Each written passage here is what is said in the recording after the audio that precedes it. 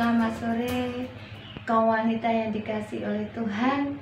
Sore hari ini kita bersyukur kita bisa bertemu lagi melalui ibadah kaum wanita secara online. Mari kita sebelum mendengarkan firman Tuhan, kita akan berdoa terlebih dahulu.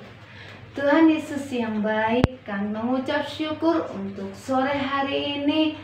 Tuhan, izinkan kami untuk kami bersama-sama belajar kebenaran firman-Mu. Kau pakai hamba-Mu Tuhan untuk menyampaikan kebenaran firman-Mu. Bila firman-Mu ini jadikan kekuatan bagi kami semua. Terima kasih Tuhan, berfirmanlah atas kami. Dalam nama Tuhan Yesus kami sudah berdoa. Amin. Salam sejahtera untuk kita semuanya, kaum wanita yang dikasihi oleh Tuhan. Biarlah kita akan belajar bersama-sama kebenaran firman Tuhan sore hari ini yang akan saya ambil dalam Matius 5 ayat ke-9. Cukup satu ayat firman Tuhan, tapi saat kita renungkan kebenaran firman Tuhan ini artinya sangat dalam. Matius 5 ayat yang ke-9. Saya akan bacakan untuk ibu-ibu semuanya. Berbahagialah orang yang membawa damai, karena mereka akan disebut anak-anak Allah. Sekali lagi akan saya bacakan. Berbahagialah orang yang membawa damai, karena mereka akan disebut anak-anak Allah.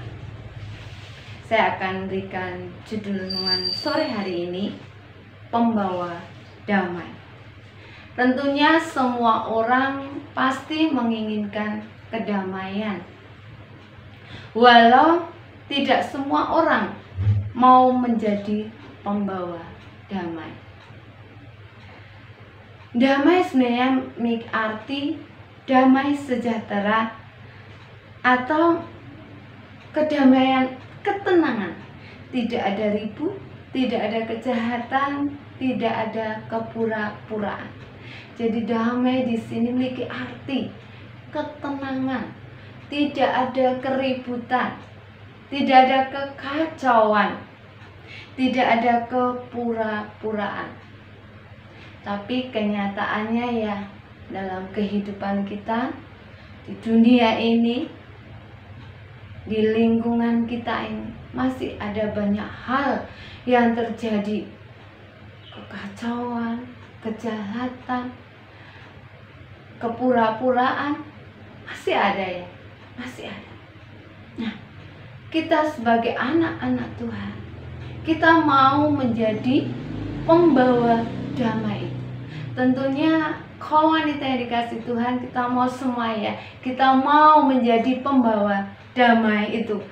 Apa sih yang harus kita miliki sebagai seorang pembawa damai? Yang pertama, pembawa damai harus mempunyai niat, selalu mempunyai niat untuk kebaikan orang lain. Yang pertama, pembawa damai itu harus mempunyai niat hati untuk berbuat baik terhadap orang lain. Walau orang lain itu mungkin tidak baik dengan kita, walau orang lain itu mempunyai pikiran atau ingin berbuat jahat kepada kita, walau orang lain itu membenci kita, tetapi kita sebagai orang pembawa damai harus memiliki hati untuk berbuat baik. Apapun yang terjadi di dalam kehidupan kita, apapun yang kita hadapi, biarlah berbuat baik itu selalu ada pada kita. Seperti firman Tuhan katakan, balaslah kejahatan dengan kebaikan. Mungkin kita telah disakiti. Orang itu sering ngomongnya aku kok, di depannya baik, di belakangnya. Nah, saya ingat renungan firman Tuhan yang disampaikan Bu Wiji, di belakangnya baik, di depannya baik, tetapi di belakangnya Bu ngomongnya aku yang gak baik. Justru yang seperti inilah kita tetap harus berbuat baik kepada mereka. Apapun yang telah mereka lakukan kepada kita, kita harus tetap berbuat baik. Memang tidak mudah, sulit. Saya katakan sulit, bagi saya sulit untuk berbuat baik terhadap orang yang selalu menyakiti kita, selalu berbuat tidak baik pada kita. Apa yang kita lakukan selalu dianggap salah, selalu tidak benar. Tapi kau wanita yang dikasihi Tuhan, biarlah kita terus berbuat baik apapun yang kita terima, apapun yang kita hadapi, karena kita ini adalah pembawa damai. Yang kedua, pembawa damai harus mengutamakan kepentingan orang lain. Bila kita sebagai pembawa damai, kita mengutamakan kepentingan orang lain, bukan kepentingan diri kita sendiri. Jadi kepentingan orang lain itu di atas kepentingan diri kita sendiri. Mungkin kita kadang susah ya memutuskan mana yang terlebih dahulu. Sama-sama penting, Bu, sama-sama harus dilakukan. Tapi bila kita bisa memutuskan, kita bisa melakukan mana yang terpenting dahulu, kepentingan orang lain itulah yang harus kita dahulukan, baru kepentingan diri kita sendiri. Saya belajar banyak hal terhadap orang-orang di sekeliling saya. Mereka yang sebenarnya super sibuk, mereka yang sebenarnya sangat-sangat sibuk dan sangat penting untuk dia harus lakukan untuk dirinya, tetapi mereka mau melakukan, mau mengorbankan waktunya, mau mengorbankan acaranya demi kepentingan orang lain, demi menolong orang lain. Dan itu yang saya alami, yang saya hadapi. Dia rela menolong kami dan mengabaikan kepentingannya dulu, baru setelah memberikan apa yang terbaik untuk orang lain, baru dia melakukan kepentingan untuk dirinya sendiri. Itu yang dinamakan mendahulukan kepentingan orang lain.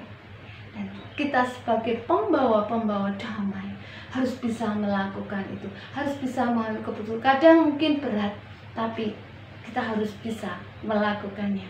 Yang ketiga, sebagai pembawa damai, kita tidak kecil hati pada saat orang lain tidak menghargai kita. Nah, ini yang sering terjadi ya, ibu-ibu yang terkasih dalam Tuhan Yesus. Kadang apa yang telah kita lakukan tidak dianggap oleh orang lain, tidak dihargai oleh orang lain.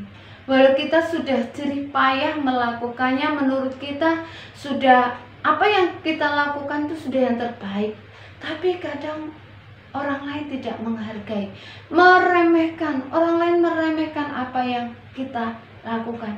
Dan itu membuat hati kita kadang kecil hati, kecewa. Iya, aku harus melakukan ini, aku harus berkorban begini, tak dihargai. Weslah, aku tidak usah melakukannya lagi. Nah, itu yang dinamakan kecil hati, ibu-ibu yang terkasih. Jangan sampai kita kecil hati ya. Apapun yang telah kita lakukan, bila orang lain tidak mau menghargai kita, Tuhan tetap menghargai kita. Jerih payah kita tidak akan sia-sia. Apa yang kita tabur itu kita yang akan tunai. Kita menabur kebaikan, kita akan menuai kebaikan pula. Jadi jangan kecil hati kalau kita itu tidak dihargai. Sering dalam kehidupan kita semua, terutama ibu-ibu ya, terkasih dalam Tuhan, kita melakukan banyak hal bagi keluarga, mungkin bagi anak. Kadang anak-anak kita nggak menghargai jerih payah kita. Kita sudah melakukan di lingkungan kita, lingkungan masyarakat.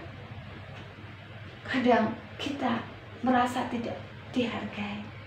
Tapi bila kita terus melakukan yang terbaik untuk mereka, untuk orang lain, walau apa yang kita lakukan sepertinya tidak dihargai, tetapi Ibu yang terkasih dalam Tuhan Yesus, apa yang kita lakukan saya percaya suatu saat itu akan berarti bagi mereka. Untuk itu teruslah kita sebagai orang-orang pembawa damai untuk berbesar hati, selalu melakukan yang terbaik. Jangan menganggap apa yang kita lakukan itu selalu tidak dihargai.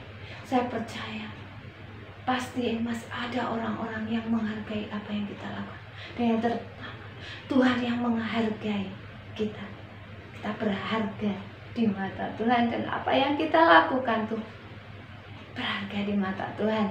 Itu yang ketiga. Yang keempat, orang yang membawa damai harus selalu memiliki hati yang setia kepada firman Allah dan menjadikan firman itu sebagai landasan dalam kehidupan kita, walau banyak tantangan, permasalahan yang kita hadapi. Ini yang keempat, selalu setia terhadap firman Allah, melakukan kebenaran firman Allah. Pembawa damai harus mau melakukan kebenaran firman Allah. Firman Allah harus menjadi landasan dalam kehidupan kita. Tantangan banyak, tapi saat kita mengandalkan, kita berlandaskan kebenaran firman Allah, kekuatan itu Tuhan akan berikan bagi kita. Pengalaman pribadi saya, kalau saya sampai hari ini masih bisa bertahan, masih bisa mendidik anak-anak saya, masih bisa memberikan apa yang mereka butuhkan, itu karena apa? Itu karena saya berpegang atas firman Allah, janji-janji Allah, bahwa Allah tidak pernah meninggalkan anak-anaknya. Allah senantiasa menyertai anak-anaknya. Saya pakai landasan firman Tuhan itu dalam setiap kehidupan saya. Dan pemeliharaan Allah itu pun nyata dalam kehidupan kami. Jadi seorang pembawa damai harus mau setia terhadap firman Allah. Dan firman itu harus menjadi pegangan dalam kehidupan kita, landasan dalam kehidupan kita, dalam setiap perbuatan, perilaku dalam kehidupan kita, dimanapun kita berada. Bila firman itu yang menjadi pegangan dalam kehidupan kita, apa yang keluar dari mulut kita, bila itu dari perkataan firman Allah. Ibu-ibu yang terkasih dalam Tuhan, kita sebagai kaum wanita, kadang kita dianggap seorang wanita tuh banyak bicara. Nah, banyak bicara ini yang harus kita hati-hati. Kadang karena kita banyak bicara, kadang kata-kata itu pun banyak kata-kata yang salah, seleo kita ngomong ya. Karena kakean ngomong, akhirnya banyak juga kesalahan yang kita bicarakan. Tapi saat kita berbicara dengan berpegang akan firman Allah ini, saya percaya apa yang keluar dari perkataan kita itu akan menjadi berkat bagi semua orang, baik bagi orang-orang yang ada di sekitar kita, baik bagi keluarga kita juga.